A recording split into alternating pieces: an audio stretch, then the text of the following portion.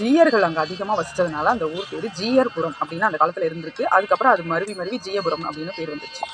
அந்த ஊருக்கு வந்து பெருமாள் இங்கேருந்து ஸ்ரீரங்கத்துலேருந்து அங்கே எதுக்கு போகிறாரு அப்படின்னா, இந்த ஆதி பிரம்மோற்சவம்ன்றது தான் இந்த உற்சவத்தோட பேர். ஏன்னா அந்த காலத்தில் முதல்ல உற்சவம்னு பெருமாளுக்கு ஆரம்பித்ததே இந்த பங்குனி உத்தரம் நடக்கிற சேர்த்தி உற்சவம் தான் முதல்ல உற்சவமாக நடந்திருக்கு.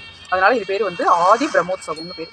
இதில் ஜீயபுரம் பெருமாள் எதுக்காக போகிறாரு அப்படின்னு பார்த்தீங்கன்னா, அந்த ஜீயபுரத்தில் அந்த மண்டபம் பெருமாள் போகிற ஒரு மண்டபம் ஸ்டாப்பிங் இருக்கு இல்லையா, அங்கே ஒரு அம்மா வந்து பையன் ரொம்ப பெருமாள் மேலே அதிக பக்தியாக இருந்திருக்காங்க. அவங்க வந்து பையனுக்கு வந்து ரெங்கன்னு பேர் வச்சுருக்காங்க. பெருமாளுடைய பேரை தான் ரெங்கநாதன் வச்சுட்டு ரெங்கான்னு கூப்பிடுவாங்க அந்த பையனை. அவன் மாடு மேய்ச்சிக்கிட்டு இருந்திருக்கான். காவேரி கரை ஓரத்தில் அவன் மாடு மேய்ப்பான். அந்த மண்டபம் ஸ்டாப்பிங் கிட்ட மாடு மேய்ச்சிட்டு இருந்திருக்கான். அப்படி இருக்கும்போது திடீர்னு பார்த்தீங்கன்னா ஆற்றுல தண்ணி அதிகமாக வந்துருச்சு. ஆற்றுல வெள்ளம் வந்தோடனே அந்த ஆற்றுக்குள்ளெல்லாம் அங்கங்கே இருக்க செடி கொடியெல்லாம் கொஞ்சம் மாடு மேய்ச்சிக்கிட்டு இருக்கும். அந்த பக்கம் இவன் ஒரு பக்கம் நின்றுட்டு இருப்பான், ஒரு நிழல்ல ஒரு மரத்தடியில். அப்போ திடீர்னு கவனிக்காமல் விட்டுருவோம். சாதாரணமாக காவேரி கரை ஓரத்தில் இருக்க எல்லாருக்குமே தெரியும், தண்ணி புதுசாக வருதுன்னா அந்த மணல்லாம் வந்து மேலே மிதந்து வரும் தண்ணியில். அப்போவே புது தண்ணி வரப்போகுது அப்படின்னு எல்லாரும் முடிவு பண்ணி உஷாராக ஆற்றுல இருந்து மேலே கரை ஏறிடுவாங்க. இந்த பையன் கொஞ்சம் கவனிக்காமல் விட்டதுனால என்னாச்சுன்னு பார்த்தீங்கன்னா, தண்ணி நிறைய வந்துடும். திடுதிடு சில டைம் திடுதிடுன்னு வேகமாக வர ஆரம்பிச்சிடும். நம்ம சுதாரிக்கிறதுக்குள்ளே திடுதிடுன்னு தண்ணி ரொம்ப ஸ்பீடாக வரும். அது மாதிரி ஸ்பீடாக தண்ணி வந்துட்டு இருந்திருக்கு.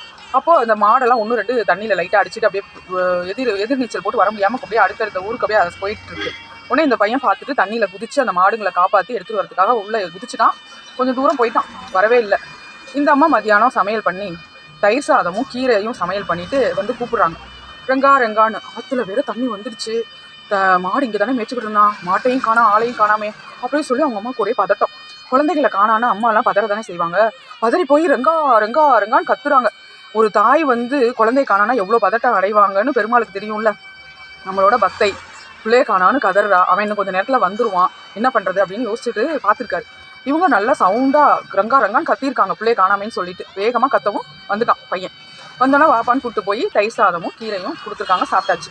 சாப்பிட்டு ரொம்ப நேரம் கழிச்சு இன்னொருக்கா வரான்.